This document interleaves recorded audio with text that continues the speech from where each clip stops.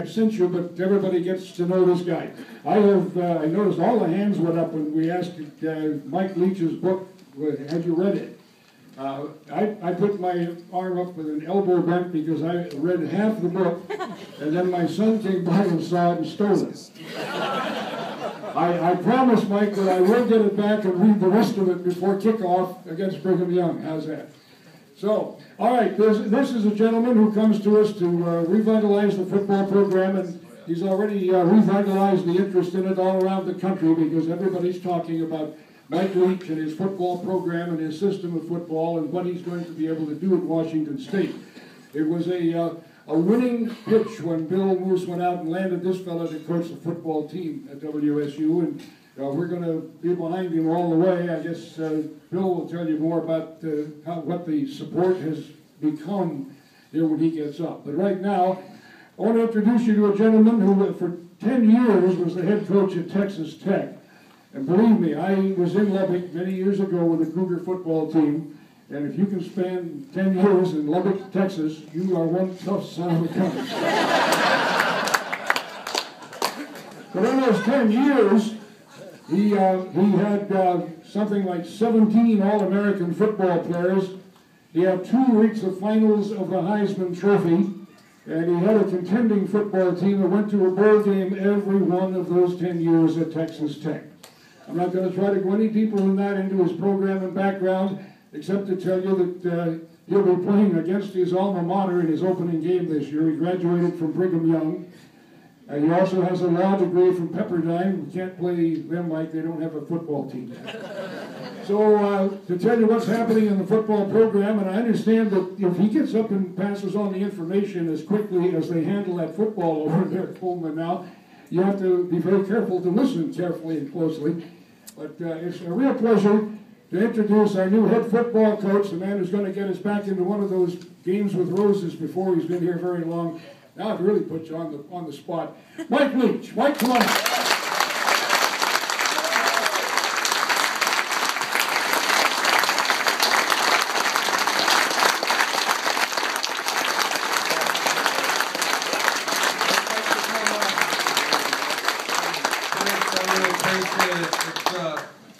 It's really an honor to be here. I'll tell you, June has me ready to run right through the wall, and so I'm gonna go by some of her practices and see how we can get some of this stuff stirred up for some of those hard to reach kids, you know.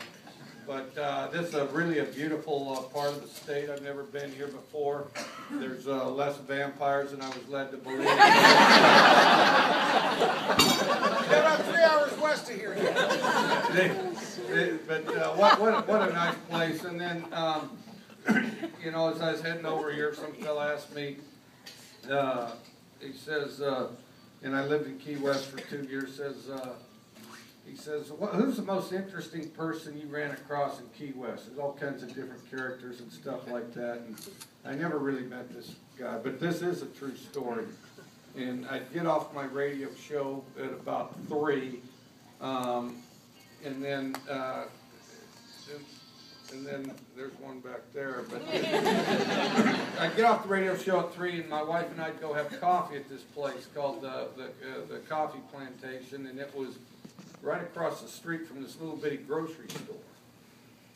And this fellow comes riding down the street, and he's got one of those scooters, you know, like they have all over Key West.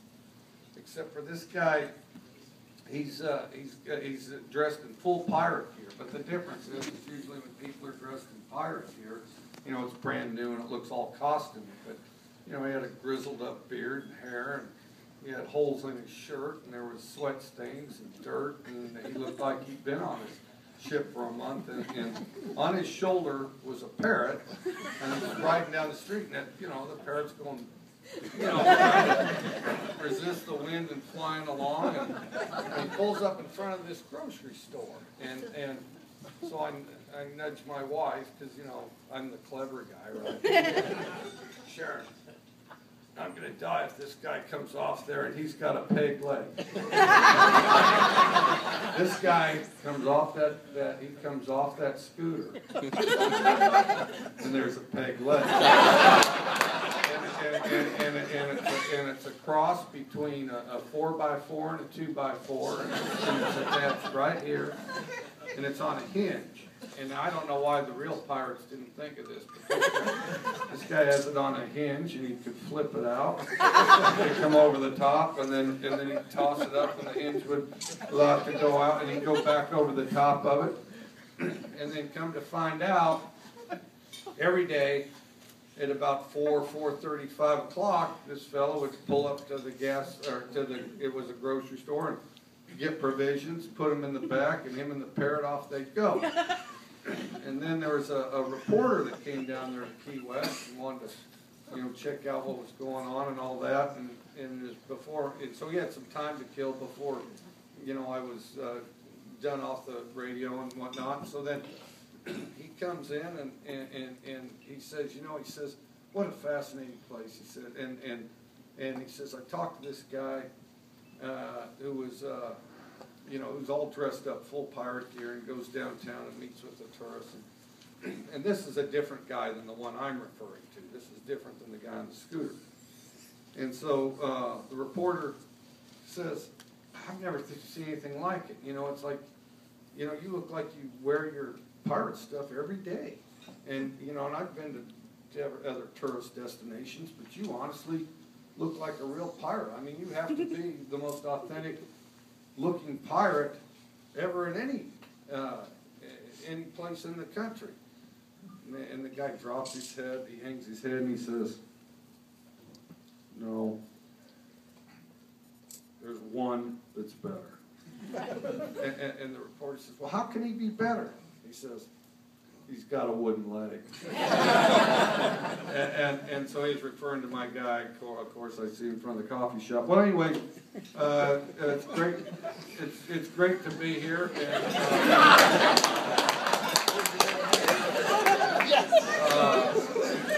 and I've got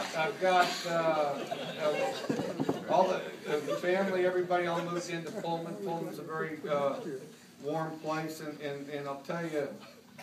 And I've mentioned this before too, and you guys know what I'm talking about because most of you went to Washington State. And for years, and always intrigued by it. And way back when Mike Price coached here, we came up for, they had a deal called the One Back Clinic, and coaches from all over the country who didn't play each other and threw the ball a lot would come up here and clinic each other and coach each other up. And it was really a heck of an idea. And so I saw Pullman for the first time, but never really fully got the effect. And then, but as I would talk to Washington State graduates about what's it like to go to Washington State, and they get this knowing smile. Oh, it's great. Like, you have no idea. There's some elements of this I'm not prepared to describe to you. But it's incredible. And so kind of wondering what this is, and then so then they and I kind of wondered, and I said, well, it's small, but they said, yeah, but there's a lot to do there, and so when we first got to town, it's Friday night, we went to the movie, we kind of drove around town, still trying to figure out how to get around, because it is a tricky place to get around.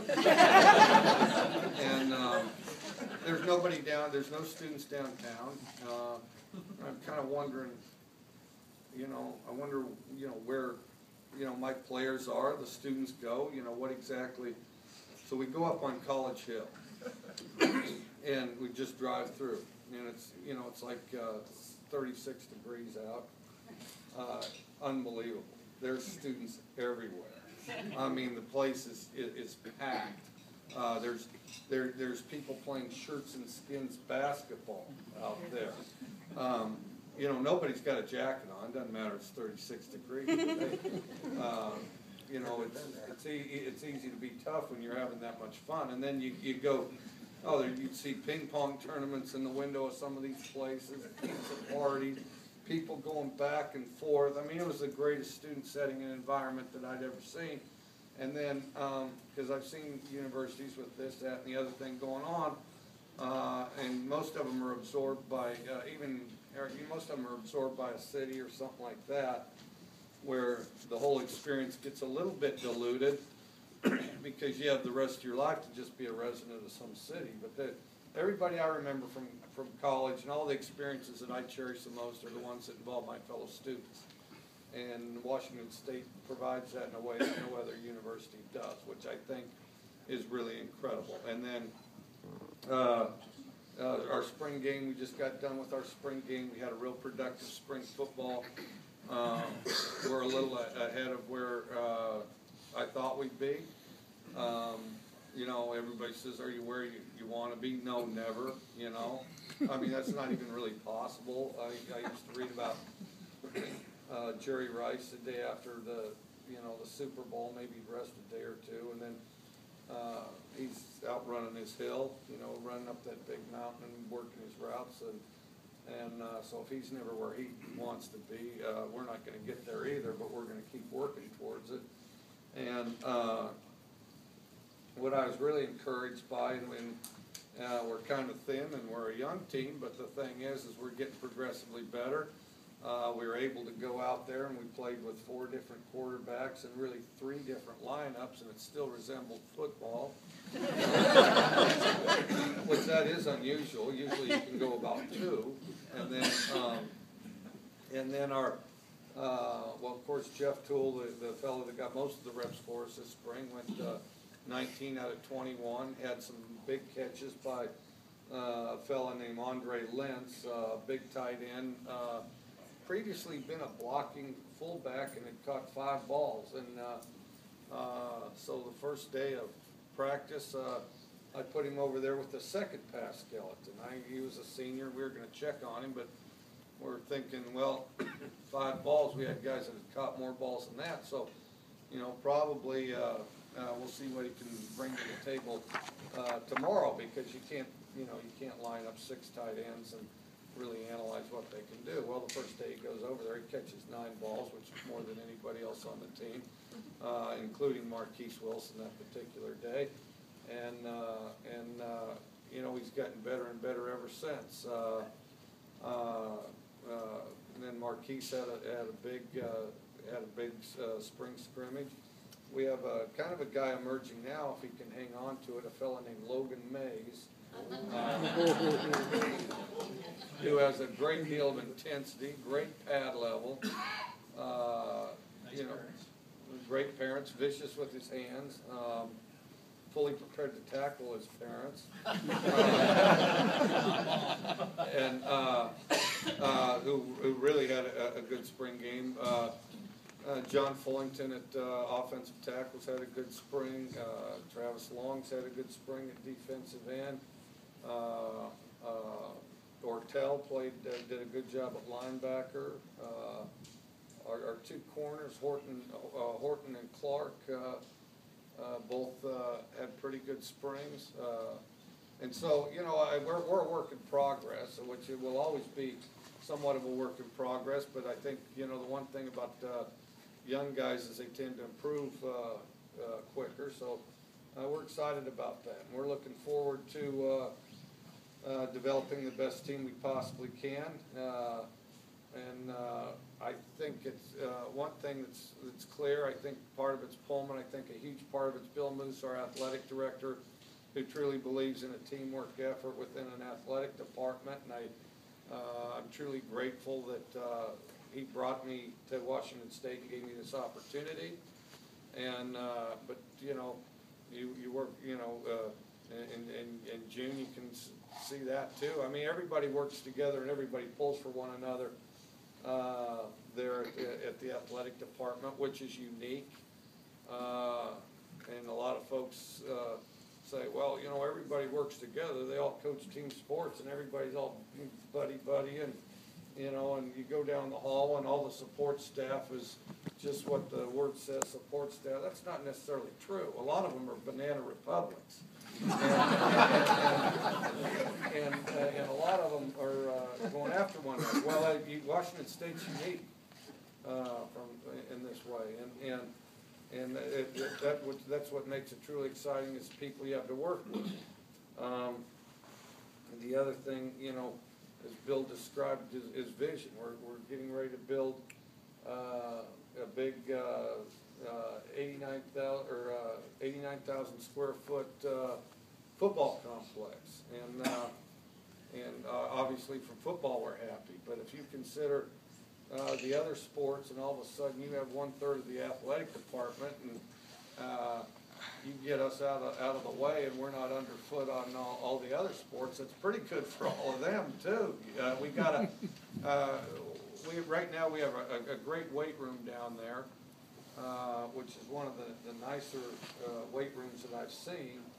Now in the new building, football's going to have their own weight room, which means our other sports are going to be in the middle of one of the finest weight rooms that exist in the country that I've seen. And because now all of a sudden you got the biggest, most weightlifting obsessed group out of there, and it's going to help academics. Right now we're struggling for space academically, so it's going to open that up. And you know, within a little more than a year, this place is going to be one of the ultimate state-of-the-art locations in the country, and we're excited and proud of that. And you know, none of that happens without everybody pulling together, the the athletic department, the fans, and you know, without the opportunity to share it to the fans, none of it is as worthwhile as it can be. You know, I mean, obviously his team should be willing to go play on the parking lot, but the thing is, it's a lot more exciting if there's a bunch of people out there tailgating, cheering, you know, occasionally calling out a great play that you should have called instead of one.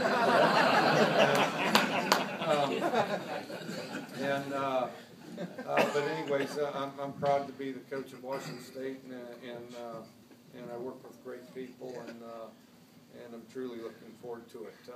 With that, anybody got any questions? How many red shirts you got? How many what? How many red shirts you got? The freshmen coming in, you get a red shirt to bring them on? No idea. We'll get into camp. We'll let them battle away.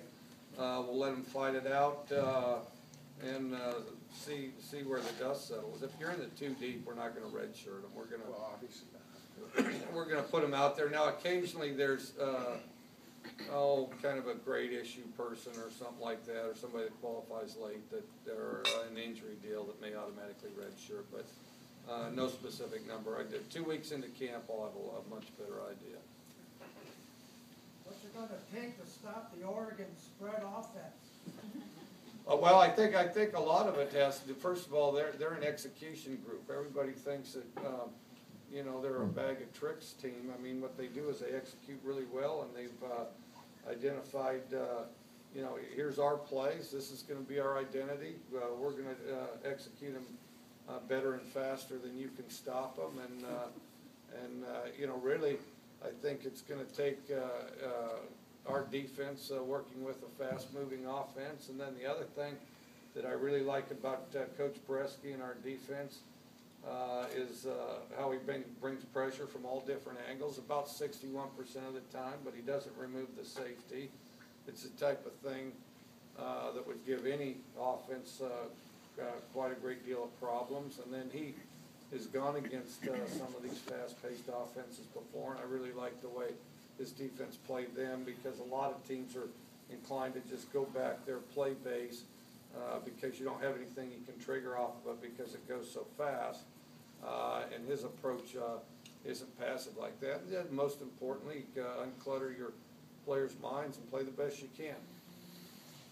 Understanding that I'm an amateur and a fan, but watching the spring game, I was surprised that it looked to me like Toole was taking a 7-step drop and taking a long time to unload the ball.